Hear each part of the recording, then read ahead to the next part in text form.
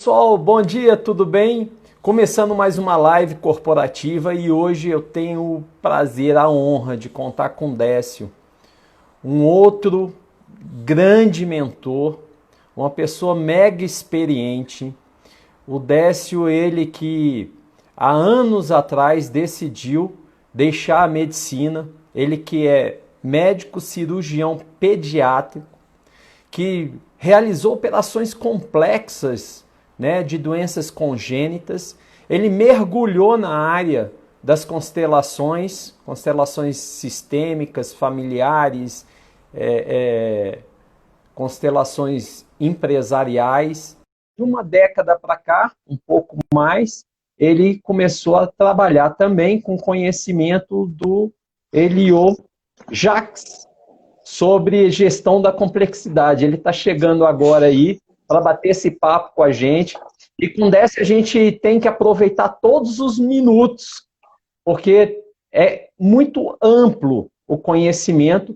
E de um tempo para cá ele tem trabalhado muito forte com organizações, apoiado grandes empreendedores, empresários, executivos, grandes executivos. E vai ser um papo muito rico, tenho certeza disso, viu? Ele tentou entrar, mas terminou não conseguindo, está pedindo de novo aqui, vamos ver. Vamos torcer aí para dar tudo certinho nesse sábado, 11 horas. Esse horário é um horário bem propício para muita gente, mas a gente deixa gravado também para que outras pessoas possam ter acesso, que não tiver oportunidade de trabalhar nesse horário, de estar Oi, Ricardo. online com a gente. Ô, querido, tudo bem? A sua imagem está um pouquinho congelada, mas o seu áudio eu consigo escutar. Beleza, eu acho que nós vamos ter problema porque, de alguma maneira, meu celular, eu já entrei duas vezes e ele está ficando congelado. Mas eu acho que Entendi. a gente segue aqui com áudio só e vai bem, né? Não, vamos sim, porque o importante é o conhecimento aí que você tem e tem de sobra para passar para a gente. Décio, Beleza. eu gostaria de aproveitar cada minuto contigo aqui e, inicialmente, gostaria que você fizesse uma apresentação. Eu já falei um pouco, né? Você veio dessa questão da área da medicina como cirurgião pediátrico, trabalhando, inclusive, desde então com grandes complexidades de cirurgias de doenças congênitas, e aí você adentrou para a área de constelações, já formou até mais de 7.000 consteladores pelo Brasil afora, e de umas décadas para cá também incluiu fortemente, por uma decisão de buscar mais informações para ajudar empresas, né, a prosperarem, novos conhecimentos, tanto da complexidade do Elio Jacques, quanto do Elio Goldratt na área da teoria das restrições. Eu queria que você falasse um pouco sobre essa trajetória, para depois a gente mergulhar nesse tema que é mega vasto e rico, e aí a gente faz esse recorte dentro da gestão da complexidade, porque eu sei que a abrangência de conhecimento sua é muito grande. Bom, muito obrigado, Ricardo, pelo convite. É um prazer estar aqui com as pessoas, compartilhando mais uma vez um pouco disso que, para mim, tem sido uma trajetória gratificante e estimulante ao longo da minha vida e que me ajudou a influenciar positivamente a vida de muitas pessoas, né? Vou contar um pouco como é que eu cheguei aqui, talvez seja isso que você queira saber, né? Mas Isso. basicamente eu era um médico cirurgião como qualquer outro, né?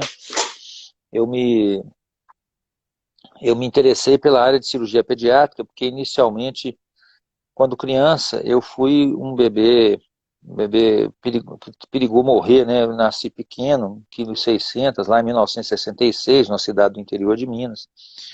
Então eu me sentia em dívida com os médicos, vamos dizer assim. E eu quis sempre ser médico de criança. E aí depois eu me interessei pela área da cirurgia de crianças, que eu achei que era uma coisa mais profunda e desafiadora do que ser simplesmente pediatra, né? A gama de doenças congênitas que precisam de cirurgia é vasta, porque é raro que a gente tenha que operar uma criança. Então é uma quantidade muito grande de doenças que tem quase sempre incidências felizmente muito baixas na população em geral, certo? e, portanto, eu tinha que estudar muitas doenças raras e decorar muitos procedimentos complexos, o que batia muito com o meu estilo de ser mais assim autodidata, de pesquisar muito, de ler bastante, que era uma tendência minha desde jovem. E uma pergunta que não queria calar para mim, durante a faculdade de medicina, era o seguinte: muitas vezes o cliente chegava, eu tinha um problema. Eu lembro de um caso especificamente de um homem que tinha uma dor no estômago, que me procurou semestre após semestre. A gente fazia exame nesse cara. Na época eu fazia endoscopia, que era uma coisa inovadora. Estou falando de medicina aqui há 30 e tantos anos atrás, né? E a endoscopia não mostrava nada importante. E aí o professor falava assim: não, dá pelo antiácido, a gente dava. Daí a poucos 6 meses ele voltava com dor no estômago de novo. E aí o professor, a gente fazia endoscopia outra vez, não achava nada. E o professor falava: dá calmante para ele, a gente dava. E um dia ele chegou com uma úlcera, né, pela terceira ou quinta vez, sei lá. Nós fizemos uma endoscopia e tinha uma úlcera. Aí, por incrível que pareça, essa doença foi uma festa para todo mundo. O cliente ficou feliz, nós ficamos felizes, o professor ficou feliz, nós fomos lá e arrancamos 3/4 do estômago desse cara, né, fizemos uma vagotomia troncular nele e transformamos uma doença potencialmente mortal, que é uma úlcera perfurada, numa doença para o resto da vida, que é uma retirada de 3/4 do estômago com uma telescopagem do duodeno.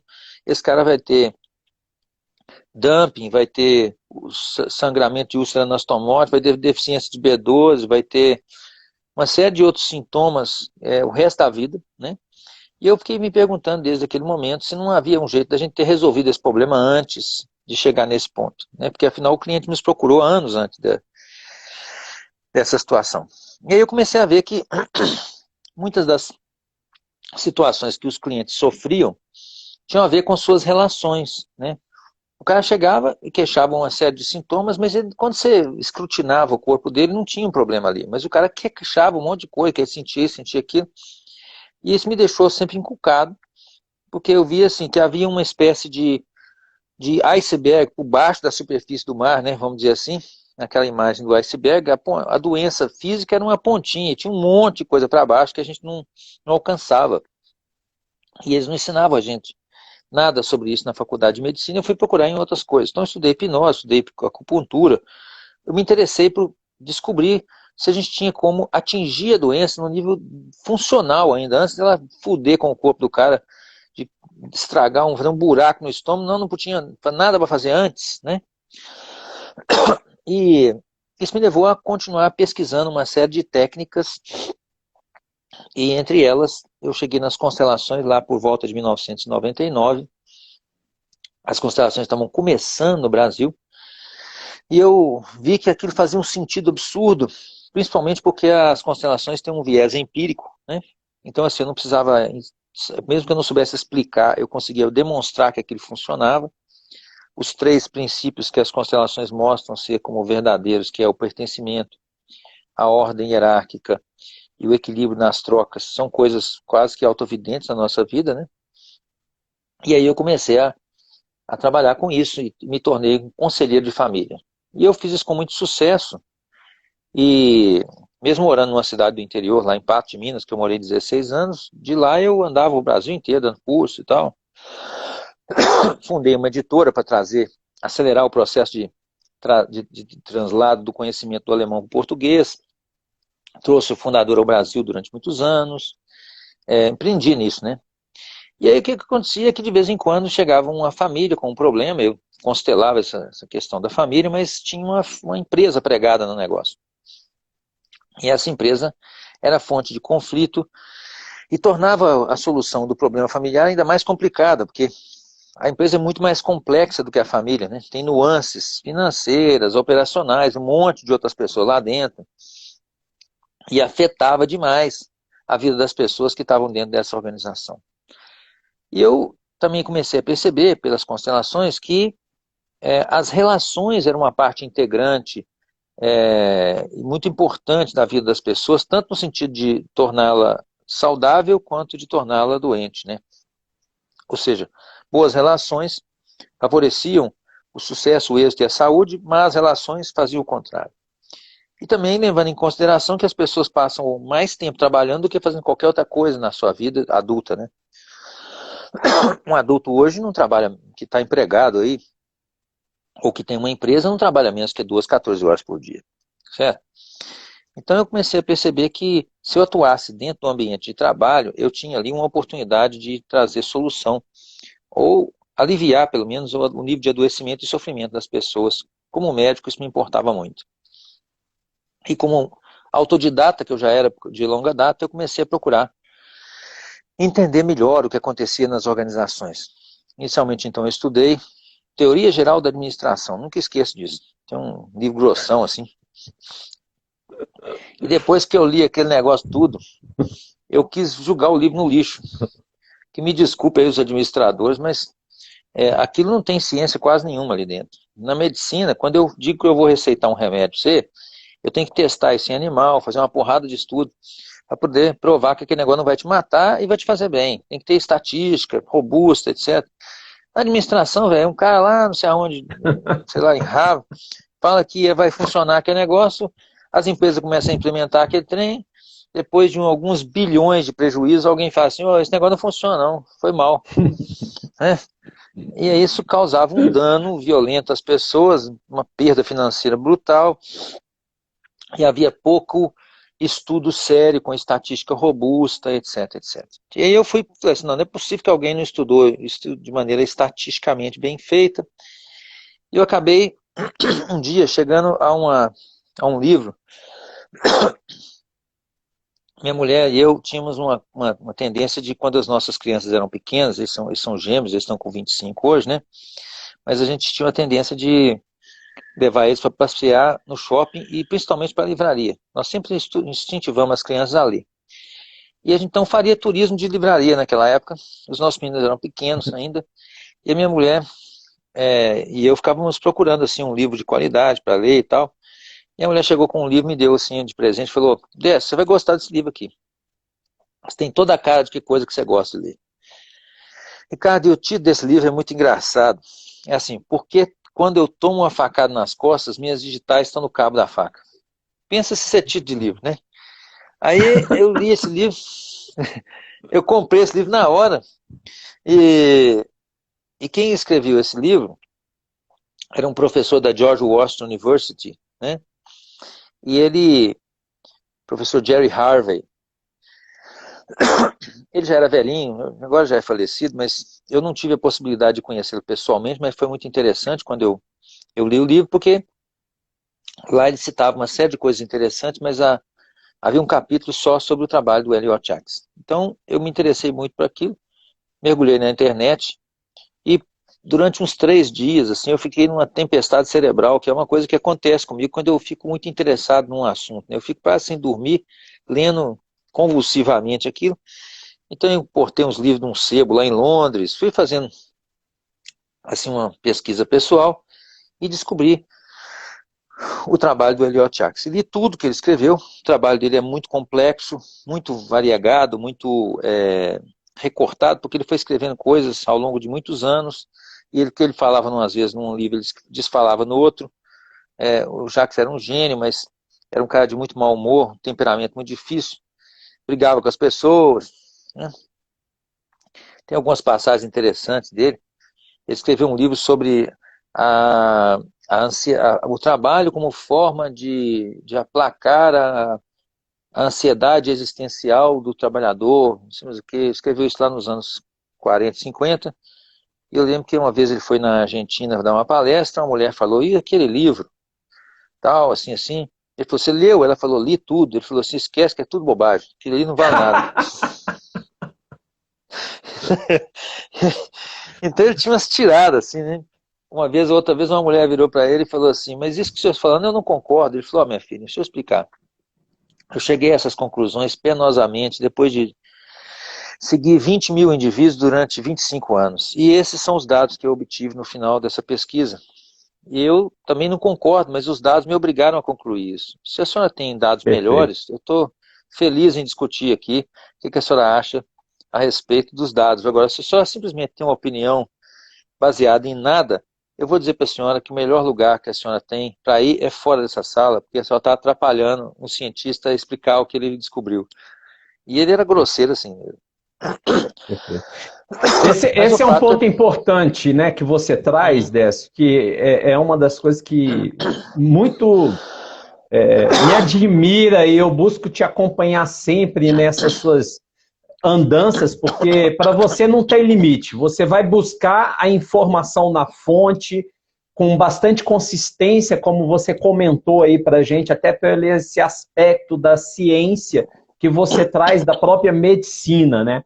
E aí, você deparou com Elio Jacques. Nesse ponto do Elio Jacques, você leu tudo sobre ele, como você explicou, e te chamou a atenção, e você traz isso com muita consistência para a gente, nas suas formações e tal, a fórmula, né, que tem 4 elementos importantes da gente olhar para eles, nessa capacidade plena, no desempenho da capacidade plena. Eu queria que você pudesse adentrar agora nesse processo que o Elio Jacques traz para a gente, até porque, pessoal, hoje, com essa pandemia toda, o Décio lançou uma formação, um curso, na verdade, tanto de constelações empresariais, como da gestão da complexidade. Eu que tive a oportunidade de fazer duas acabei de colocar vezes... aí para você o link para as pessoas que Pronto, quiserem, né, ter acesso. Está pronto. aí, ó. Excelente.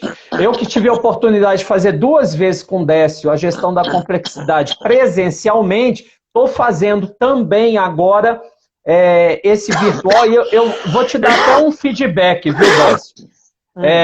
No produto virtual, eu não sei se é porque eu estou mais atento e está sendo possível a gente escutar com tempo, né, assim, Pode voltar, fracionado, né? pode voltar e tal.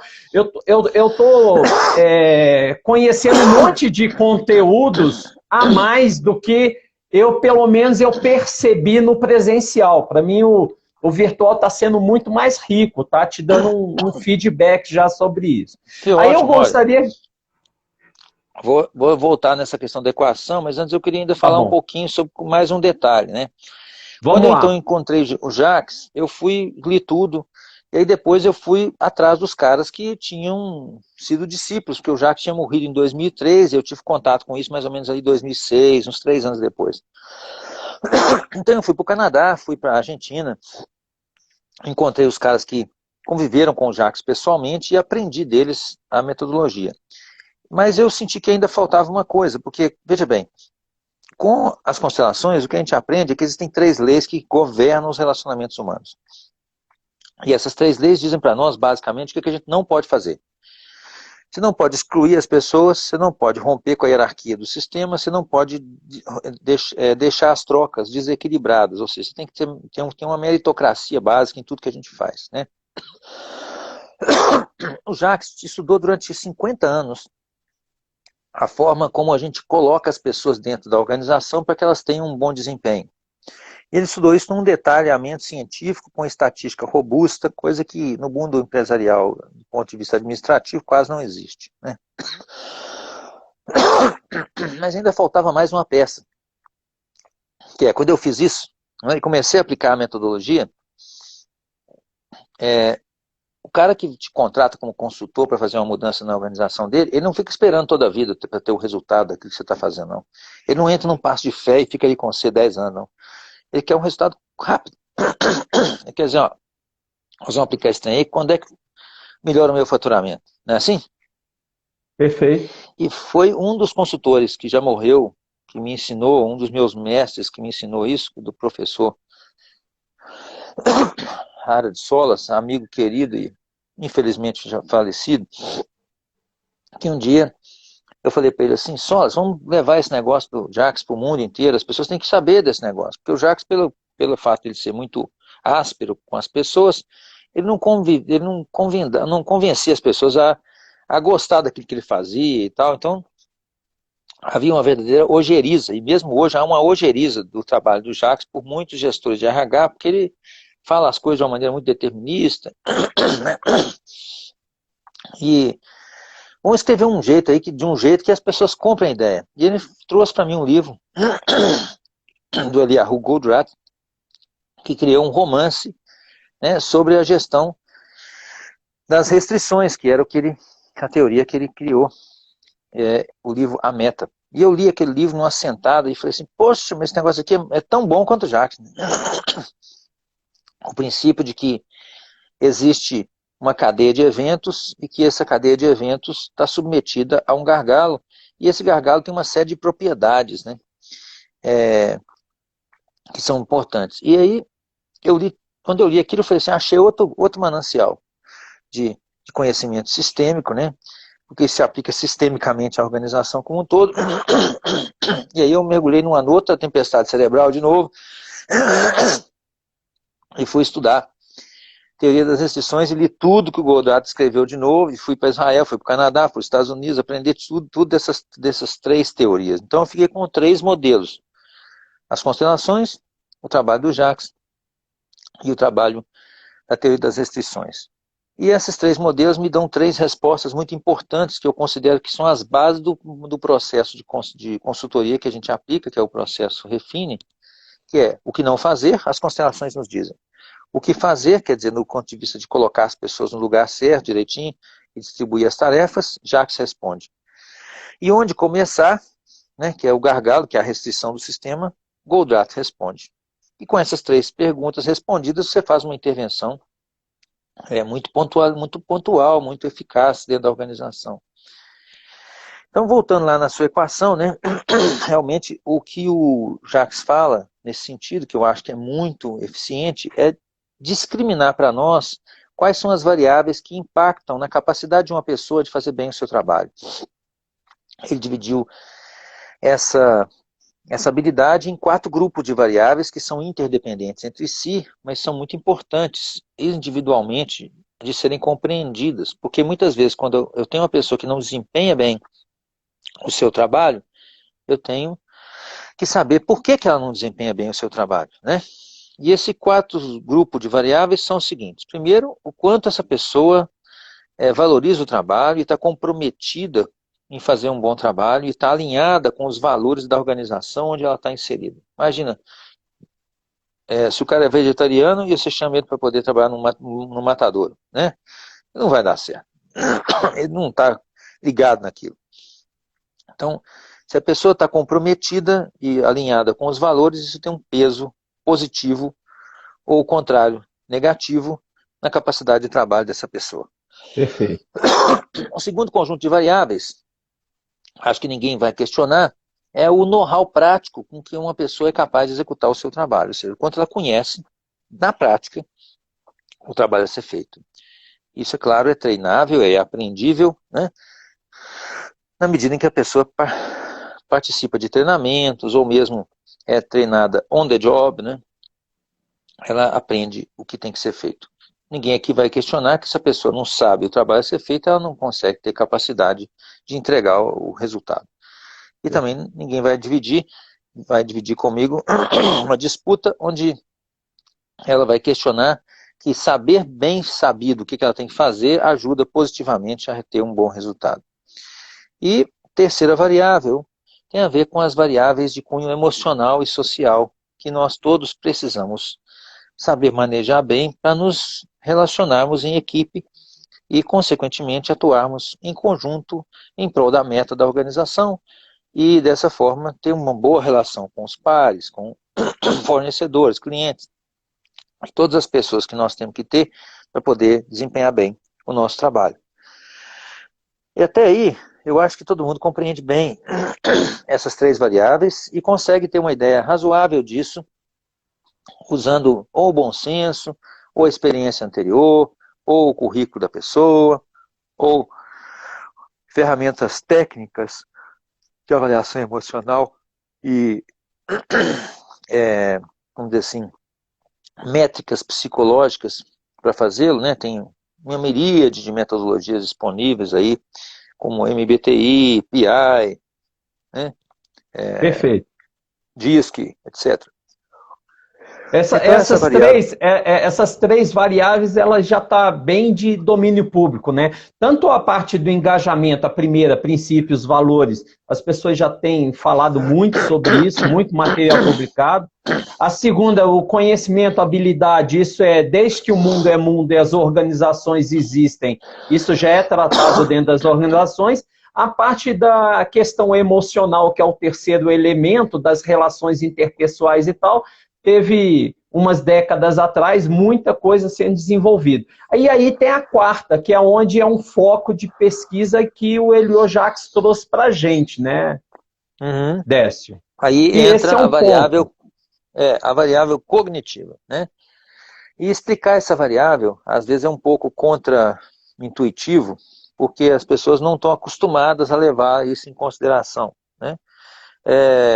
Mas, basicamente, todo mundo sabe que quando uma criança nasce, ela nasce com um nível de cognição baixo, que ela vai ganhando capacidade cognitiva à medida que ela cresce. O trabalho seminal de um psicólogo francês chamado Jean Piaget é conhecidíssimo, né? E hoje totalmente incorporado nas métricas de avaliação de desenvolvimento infantil, onde existem curvas que provam que a criança tem uma espécie de milestones, né? De steps que ela tem que dar e dominar, e ao longo do tempo, os professores de escolas primárias sabem muito bem que a criança cresce progressivamente, seguindo uma espécie de roteiro previsível de crescimento cognitivo, onde ela vai adquirindo habilidades cognitivas crescentes.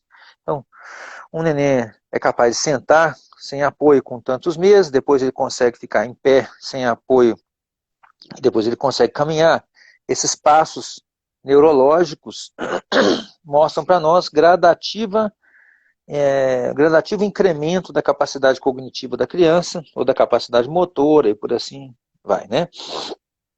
A questão é, nós erroneamente acreditamos que uma vez atingido um certo patamar de desenvolvimento e maturação neurológica e cognitiva na idade, vamos dizer assim, adolescente ou adulta, aí a pessoa estaciona, é como se todo mundo fosse igual a partir desse momento. E, na verdade, como Jean Piaget mostrou, nem todas as crianças adquirem as mesmas habilidades ao mesmo tempo. Então, existem crianças que se sentam sem apoio com 2 meses e meio, e existem crianças que só vão conseguir se sentar sem apoio com 6 meses ou 7 meses. Logicamente que a criança que se senta sem apoio com 2 meses caminha mais cedo do que aquela que senta sem apoio com 9 meses. Tá certo? Então, Perfeito. existem curvas de crescimento cognitivo divididas por percentil, quer dizer, quantos por cento das crianças fazem isso nessa idade, quantos por cento fazem aquilo outro naquela outra idade, e assim por diante. O que Piaget produziu para as crianças, Jacques produziu para os adultos depois, mostrando que as pessoas conseguem manusear um certo tanto de complexidade no trabalho, uma certa idade, que isso tem uma espécie de caminho previsível, conforme o tempo vai passando, né? Então, digamos que nós temos curvas de crescimento cognitivo na infância e também temos curvas de crescimento cognitivo na vida adulta. Essa variável cognitiva, ela também integra aquela equação de quatro conjuntos que nós falamos antes, e interage com aquela equação de maneira muito integrada, o que significa que para uma pessoa ser capaz de desenvolver um trabalho num certo nível de complexidade, de tarefa num certo nível de complexidade, ela tem que ter as 4 variáveis equilibradas. Ela tem que ser comprometida, ela tem que ter um conhecimento correspondente, um equilíbrio emocional correspondente e uma cognição correspondente. Por que a cognição é tão importante nesse caso? É porque quando nós não compreendemos a cognição corretamente, nós tendemos a imputar na conta do emocional ou do comprometimento coisas que na verdade não estão ali. E com isso cometemos muitos erros na hora de alocar gente e tarefas dentro da organização. Ou porque nós achamos que a pessoa não é capaz e ela é, ou mais comumente porque a gente acha que ela é capaz e ela não é, ou então, isso que é o mais comum, ou então que a gente acha que ela não vai ser capaz e ela é, né? Então nós Perfeito. perdemos a oportunidade de promover uma pessoa capaz, ou perdemos muito dinheiro e cometemos muitas falhas, dando a uma pessoa uma tarefa que ela não consegue executar, e aí surge uma série de problemas, né? Aí eu gostaria de remeter isso à visão estatística, que diz assim: nós normalmente cometemos dois tipos de erro, né? Ou nós acreditamos que uma coisa falsa é verdadeira, que a gente chama de erro tipo 1, ou quando nós acreditamos que uma coisa verdadeira é falsa, que a gente chama de erro tipo 2. No primeiro caso, a gente perde sempre alguma coisa, né? Se você vai numa festa, acredita que a menina é a menina mesmo, e a menina é um rapaz, né? A noite vai ser ruim. Assim, e se você é, perde a oportunidade de, né, no caso do erro tipo 2, você toma por falsa uma coisa que é verdadeira, né? Então, no caso do erro tipo 1, acontece com muita frequência da gente, por exemplo, acreditar que uma pessoa é capaz, promovê-la e depois perder o melhor garçom, ganhar um péssimo gerente de restaurante, e daí você tem que mandar ele embora para a rua, porque você não tem como voltar ele, né? E aí você perde 3 vezes, né? Você perde o melhor garçom, ganha um mau gerente, que depois você tem que demitir, e ainda tem um efeito ruim na equipe enquanto isso acontece, porque esse mau gerente vai produzir efeitos desastrosos sobre toda a equipe do restaurante e vai ser um desastre. Então, Esse caso, só fazendo um parênteses, Décio, esse caso do erro tipo 1 que você traz, ele é muito recorrente nas organizações, muito recorrente. uhum, Porque como não tinha antes um processo para poder fazer essa avaliação, as pessoas muitas vezes privilegiavam a questão do contato, muitas vezes até do tempo de casa, uma série de coisas. E aí procedia promoções em cima de um histórico, mas era um histórico que tinha uma determinada tarefa, que é o que você falou. Enquanto o garçom, ele era excepcional. Mas quando vai para uma outra situação, onde incrementa um outro nível de complexidade, ele não começa a entregar da forma que ele entregava anteriormente. E aí começa toda essa perda que você coloca aí. Só fazendo esse parênteses para reforçar. eu adoraria, cara, concordar com você de usar esse verbo no passado igual você o fez. Mas infelizmente esse verbo ele é muito no presente e eu acho que ainda vai ser no futuro. Porque nós utilizamos certos critérios muito subjetivos e a entrada de certas ideologias, principalmente ideologias sociais, dentro das empresas através do RH, ela favorece negativamente tudo isso. Vou dar um exemplo. Quando nós fazemos medições para poder realocar tarefas e pessoas numa empresa qualquer, que é o que muitas vezes nós fazemos como porta de entrada no nosso processo de consultoria, nós detectamos uma série como dizer assim, deslocamentos, né, de tarefas muito complexas para pessoas pouco capazes e, às vezes, desaproveitamento de potencial quando nós alocamos tarefas simples para pessoas mais capazes. Todas essas duas coisas produzem maus efeitos. Mas existe uma outra coisa muito ruim, que aí é uma coisa muito inovadora que a nossa visão traz, que é assim: não só a pessoa tem que estar no lugar certo, mas o chefe dela também tem que estar. Perfeito. Então, talvez uma das coisas mais importantes que nós temos observado dentro das empresas é a forma como as organizações têm criado estruturas disfuncionais de chefia ou de liderança, onde um chefe incompetente para a complexidade que lhe é entregue tem que chefiar uma equipe de pessoas que são competentes. E isso produz um efeito que a gente chama de compressão, que é a zona de atribuição do chefe é a mesma zona de capacidade do subordinado. Então agora imagine o que é ter um chefe incompetente. Parece ser uma bobagem, né? Mas não é não. Tá? Eu vi uma pesquisa do Google falando sobre chefias tóxicas. E o Google cita lá 12 coisas que ele considera que o chefe tóxico faz. E quando nós vamos analisar a descrição dessas coisas que acontecem e que são atribuídas à pessoa específica do chefe chamado tóxico, nós vamos perceber que a estrutura organizacional aloca uma zona de complexidade de sobreposição entre o chefe e o subordinado. Ou seja, o tipo de decisão que o chefe tem que tomar e o tipo de decisão que o subordinado tem que tomar são mais ou menos o mesmo tipo de complexidade. Ora, imagine você, Ricardo, você tem um problema para resolver.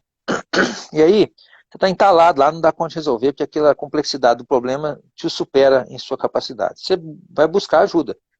De quem que você vai buscar ajuda? Teoricamente, quem tem que ajudar é o seu chefe.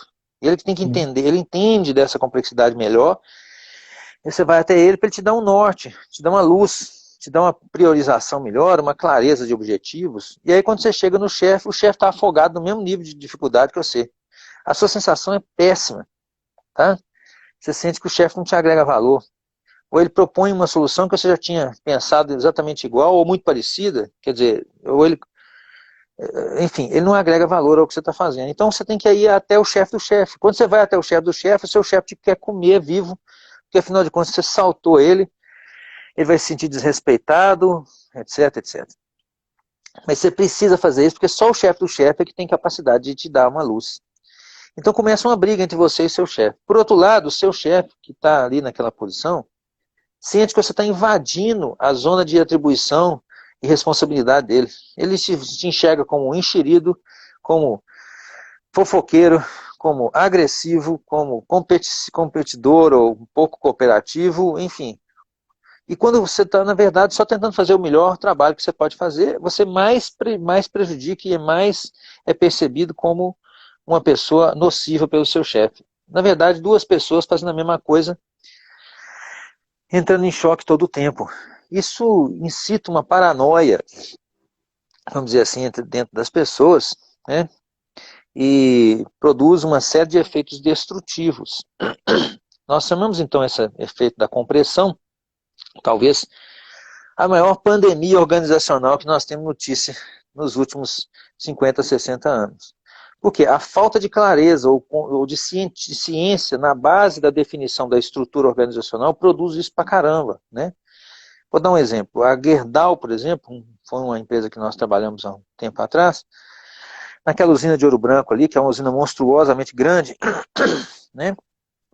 Quando o Falcone foi lá e fez o trabalho de falconizar a estrutura processual do negócio, ele detectou que havia uma camada vertical excessiva. Não precisava daquela camada.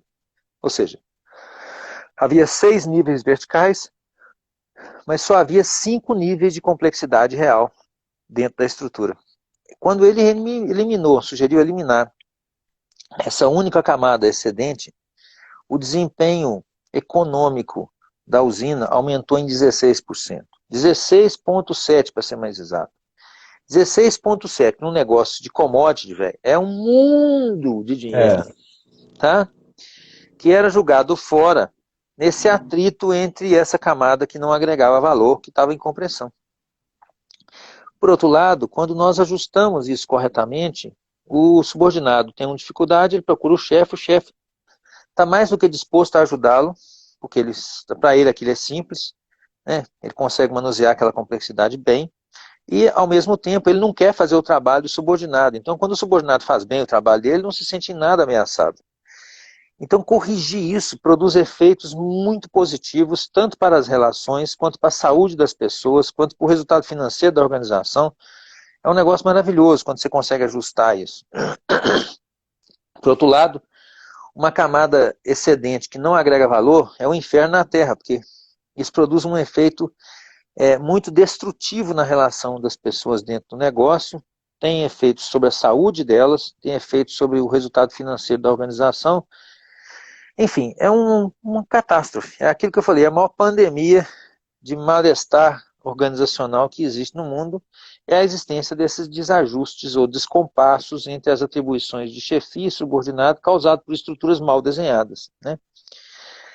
Então aí nesse caso todos choram, mas ninguém tem razão, porque as pessoas tendem a atribuir o problema à pessoa do chefe ou à pessoa do subordinado, e na verdade não é nada disso. As pessoas estão tentando fazer o melhor, só que quanto mais melhor elas tentam fazer, mais pior fica. Porque o problema é um desenho sistêmico mal feito. Então, a falta de compreensão da forma como nós atribuímos corretamente a complexidade das tarefas às pessoas que vão executá-las, essa falta de desenho bem feito, ela produz muitos efeitos desastrosos. E eu acredito que dá para ensinar isso para as pessoas se elas tiverem uma visão mais pragmática e menos emocional, menos ideológica. Perfeito.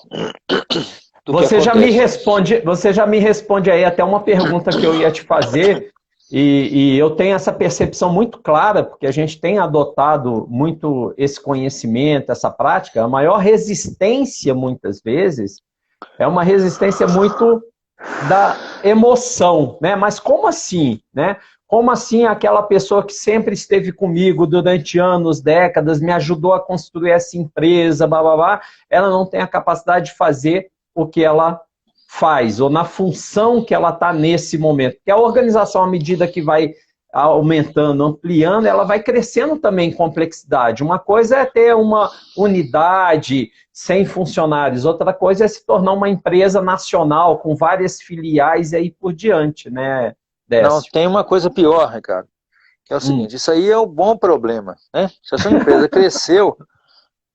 cresceu, você, claro, reconhece que esse crescimento ele traz em si maior complexidade. Mas existe um outro problema que eu tenho observado e que as pessoas não estão muito conscientes dele. É assim, ó, o mundo mudou, né, velho? Então hoje, cada vez mais é exigido de uma empresa mediana, por exemplo, que se veja face a desafios crescentemente mais complexos que antes não existiam. Tá certo? Então, no tempo de amarrar cachorro com linguiça, né, a complexidade era uma. Quando eu era pequeno, meu pai tinha uma construtorinha que construía predinho de 3 andares, tá? E aquilo era uma coisa considerada boa pra caramba. Meu pai tinha um escritório, uns pedreiros, um mestre de obra e bora, tá? Ele fazia o quê? Construía, vendia, construía outro, vendia e fazia isso normal. Hoje em dia, a todos esses fatores se agregam pelo menos mais 3 complexidades. Primeiro, vamos dizer assim, a pressão por eficiência é muito grande, ou seja, a pressão sobre os custos é muito grande. Segundo, que a disponibilidade de mão de obra qualificada é foda. E terceiro, que a velocidade em que você faz isso é muito importante, porque se você não fizer o giro desse capital no tempo devido, o banco come o seu lucro inteiro com o dinheiro do financiamento. Então, antigamente, o desafio era conseguir fazer o prédio ficar em pé. Hoje, isso aí já é considerado assim, normal, tá? Por quê? O desafio era fazer em pé porque ninguém sabia calcular direito aquelas vigas, então punha as vigas maior do que precisava, não tinha problema, se o prédio ficasse em pé, todo mundo estava feliz, vendia aquele negócio e foda-se. Agora não, tem que fazer isso com eficiência, tem que fazer isso barato, tem que fazer isso rápido. Então, mudou a complexidade do negócio.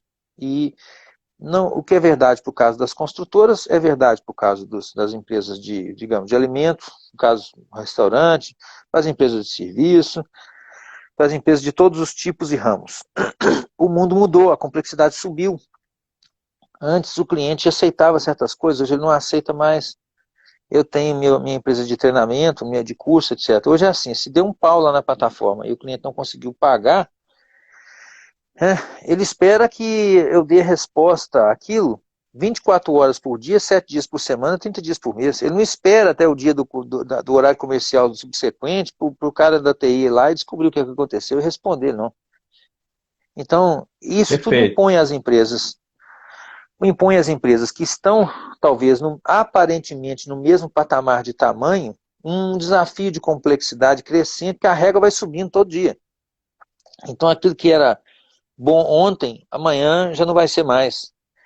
Não só, mesmo que você não cresça, você tem que subir a sua capacidade de atendimento, de eficiência, de qualidade, etc., porque a exigência sobe, independente de você ter crescido ou não.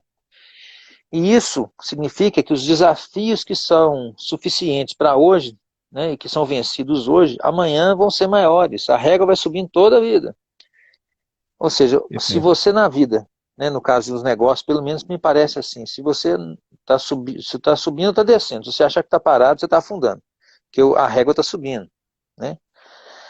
E isso impõe um crescente desafio de complexidade crescente sobre os negócios.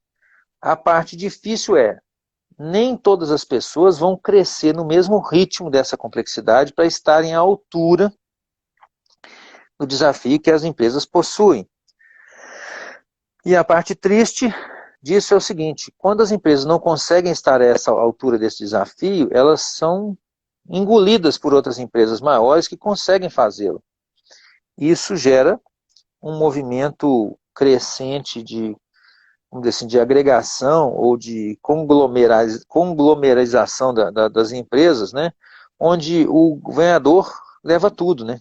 Ou seja, Perfeito. cada vez mais eu tenho concentração de capital e pessoas em organizações que vão engolindo as outras, e aí cada vez vai ficando mais difícil para as empresas menores.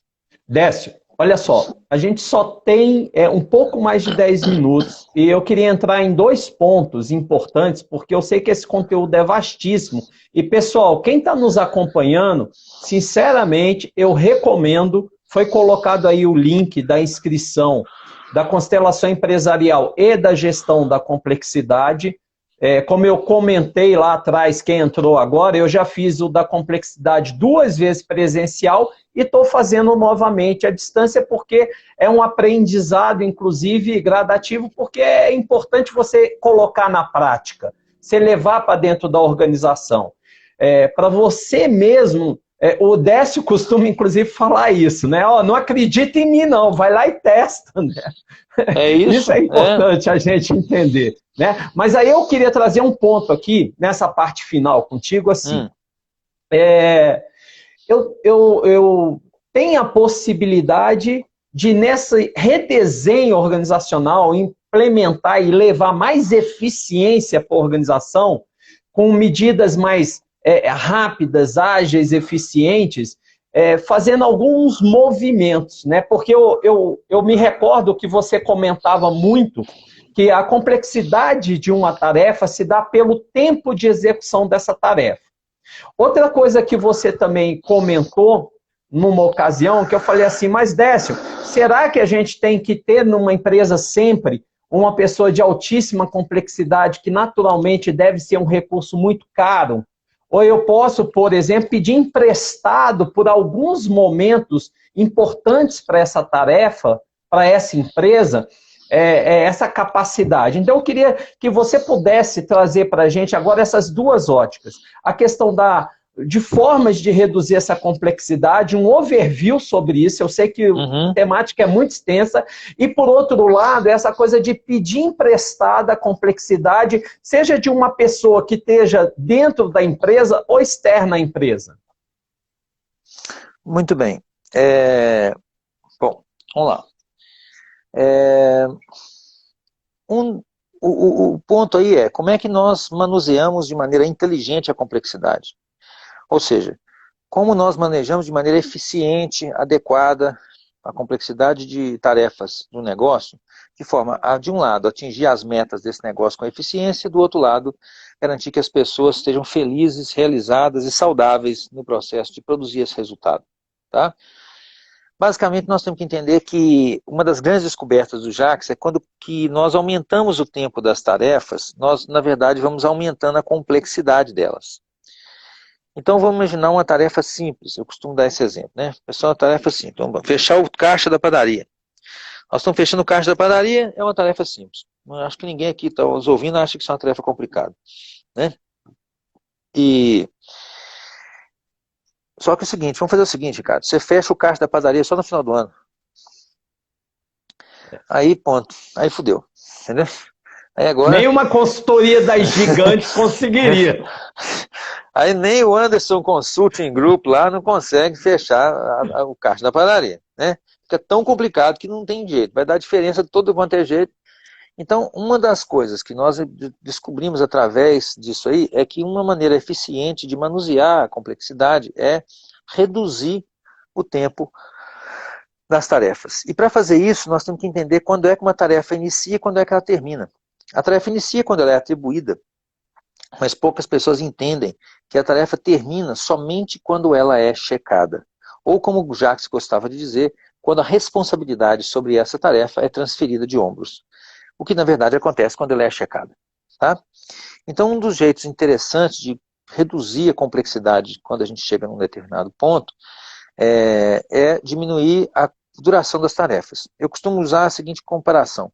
Entre o chapeiro que é aquela lanchonete de esquina, que tem um cara lá que faz um sanduíche lá, uma chapa lá. Entre o chapeiro do Sozé da esquina, tá? O sanduicheiro do Sozé, e o McDonald's, tá? Qual dos dois ganha mais dinheiro e qual dos dois tem tarefas mais complexas? Eu te garanto que a tarefa do Sozé da esquina é muito mais complicada do que a tarefa do cara que trabalha no McDonald's. Por quê? Para treinar um cara, para ser um bom chapeiro, para trabalhar para o Sozé, leva meses. E para treinar um cara, para fritar batatinha no McDonald's, você gasta alguns minutos. Pergunto, meu filho, você é surdo? Não. Então você sabe escutar pin? Sei. Sabe abrir um saco de batatinha? Sei. Sabe enfiar essa batatinha dentro de uma gradinha aqui? Sei. Sabe enfiar a gradinha dentro da gordura quente? Sei. Sabe escutar pin? Sei. Quando escutar pin, você tira fora essa batatinha e joga nessa outra gradinha que está do lado de cá. Dá conta de fazer isso, cara? Dou, então tá contratado. Pronto. Psst, acabou. O treinamento do cara aconteceu aí. Eu pergunto para você, quem ganha mais dinheiro, o Sozé da esquina ou o McDonald's? Tá? E isso acontece por quê? Porque toda vez que você for no McDonald's, a batatinha ela tem mais ou menos o mesmo padrão, ela é sequinha, ela nunca é mais queimada nem menos queimada, tá certo? E fim de papo, né? Quanto mais simples e previsível o processo, mais dinheiro o McDonald's ganha. Uma das coisas que eu sempre me deixei levar assim, para ser o cliente do McDonald's, por exemplo, quando eu estou viajando na Europa, naqueles países onde a comida você não sabe como é que ela é, por exemplo, principalmente na Inglaterra, onde a comida é ruim pra caralho, você vai no McDonald's, você tá garantido, você vai comer um trem ruim, mas conhecido, né? Assim? Então, ruim que você sabe o gosto, né? Aqueles rins, aqueles trem horríveis lá, aquelas coisas horríveis. Então é o seguinte, ao invés de comer aqueles fish and chips, que cada vez o fish chega de um jeito, os chips chegam do outro, você come a mesma coisa, garantida.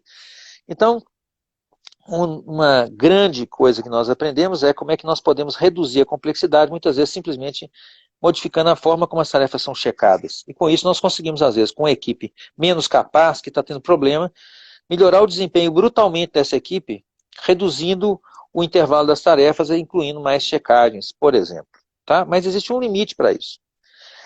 Porque algumas tarefas não podem ser simplificadas sem que nós rebaixemos tanto o nível de execução dessa tarefa a ponto de torná-la desfigurada, vamos dizer assim.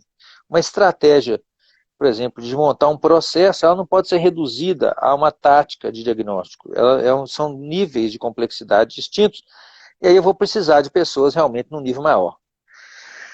E aí eu posso obter esse nível de complexidade, como você disse, emprestando isso através de uma consultoria, pedindo o que a gente chama muitas vezes de um Bonifácio, né? Você sabe da história do José de Bonifácio. Quando Dom Pedro II recebeu do pai dele, Dom Pedro I, o império, né? Dom Pedro I abnegou, né? Como é que chama? Ele saiu fora, né? Ele renunciou ao trono, deixou um imperador que era uma criança, né? E Dom Pedro II era uma criança, ele não tinha condição de ser presidente do Brasil. Então, quem que foi, eventualmente, o presidente, não, monarca, né? Quem que estava liderando o país naquela época era o José Bonifácio, que era o mentor de Dom Pedro II. Então, em muitas empresas, a gente tem um Bonifácio. Por exemplo, você deixa a empresa, transfere a empresa com uma pessoa que não é capaz, mas você deixa lá um Bonifácio que fica emprestando cognição e capacidade, né, que funciona como um conselheiro ali durante o tempo que aquela pessoa precisa para poder crescer até chegar no nível de complexidade exigido, vamos dizer assim, para aquela função, também é uma possibilidade. Então, esses desenhos, eles podem ser feitos na medida que nós compreendemos a realidade daquela organização em questão. E para isso a gente tem que ir lá e medir, né, o que está de fato acontecendo, certo?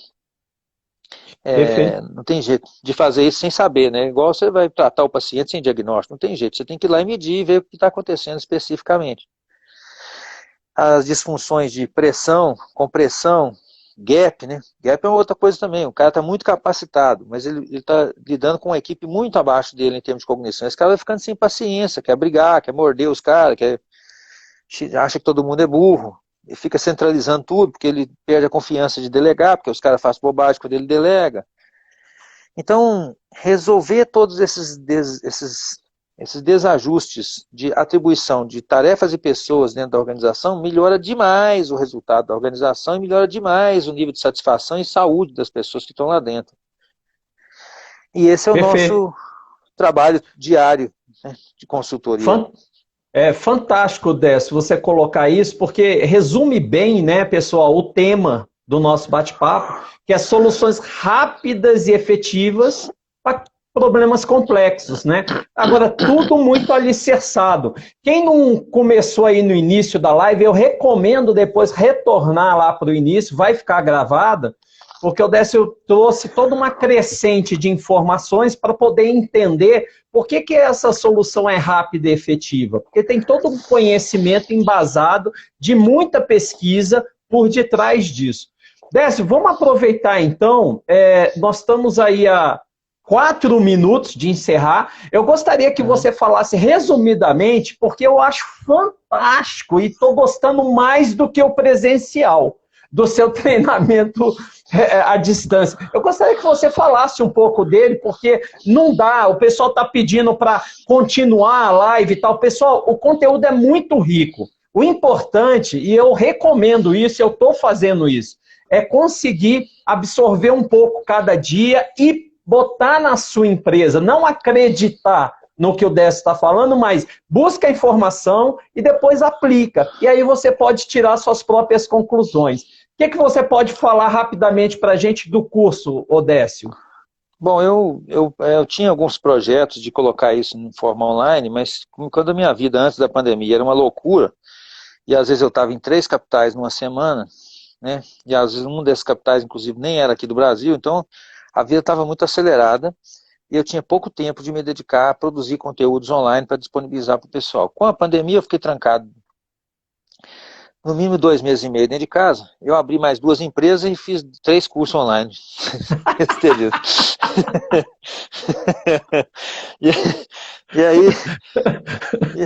e aí muito do material... Esse é o Décio, viu, pessoal? Esse é o Décio. E aí, muito do tempo que eu estava ali, trancado ali, eu fui fazendo coisas novas, né? Então, hoje eu disponibilizei um curso novo, que é uma assinatura anual, que é Constelações Empresariais. Vocês podem acessar isso no curso, no link constelaçãoempresarial.com.br. É uma assinatura de 1 ano, onde toda semana a gente vai colocar lá uma constelação feita com uma empresa que nos permite ver as dinâmicas ocultas, porque que as rupturas de hierarquia, de equilíbrio, etc., podem produzir em termos de rupturas no funcionamento da organização. E o outro é o curso de gestão da complexidade, que explica basicamente os nuances essenciais da metodologia. Não dá para esgotar isso num curso online, claro, porque isso envolve uma certa mentoria e um pouco de prática, né, para poder fazer funcionar, mas com certeza dá uma noção boa. O Ricardo aí está até puxando meu saco e falando que está melhor do que o presencial, né? Mas não é puxando saco não, você sabe que eu sou sincero. Mas é diferente, o conteúdo do presencial, que são 3 dias intensos, e você conseguir assistir um pouco cada dia, eu estou percebendo, Décio, como muito mais vivendo cada dia aquele curso mais coeso, sabe? Mais consistente. Nós temos 1 minuto e está fechando a live. Vamos lá. Então aí é o seguinte, eu vou sugerir a vocês que aqueles que quiserem comprar tudo, eles podem comprar com desconto. E eu vou dar o link aqui. Bota, né? O link aí. Constelação empresarial.com.br. Pessoal, já estamos na contagem regressiva. Décio, eu queria te agradecer demais. Coloca o link, Constelação Empresarial, tá aí.com.br. Não dá para a gente abrir outra live, o tempo do Décio é muito escasso. Eu estou no meio de um treinamento aqui, ó, eu tenho que voltar para lá. Imagina, eu queria te agradecer. Terça-feira nós já estamos combinados de falar por telefone, eu te ligo. Pessoal, valeu demais a presença de todos vocês. Indiquem essa live para as pessoas escutarem tudo isso. Pessoal, o curso é fundamental. Uma série de gente está por aí. Tamo junto e vamos compartilhar essa informação, porque é a forma que eu penso, pessoal, da gente levar efetivamente soluções rápidas, soluções efetivas para problemas complexos. Precisa ter esse conhecimento aplicado no dia a dia. Décio, para a sua fala final, 20 segundos. Um abraço. Um abraço, meu amigo. Só um abraço. Um abraço que eu vou te dar depois dessa porra dessa pandemia acabar. Eu acho que em dezembro vai dar. Isso aí. Eu até pago. Um abraço.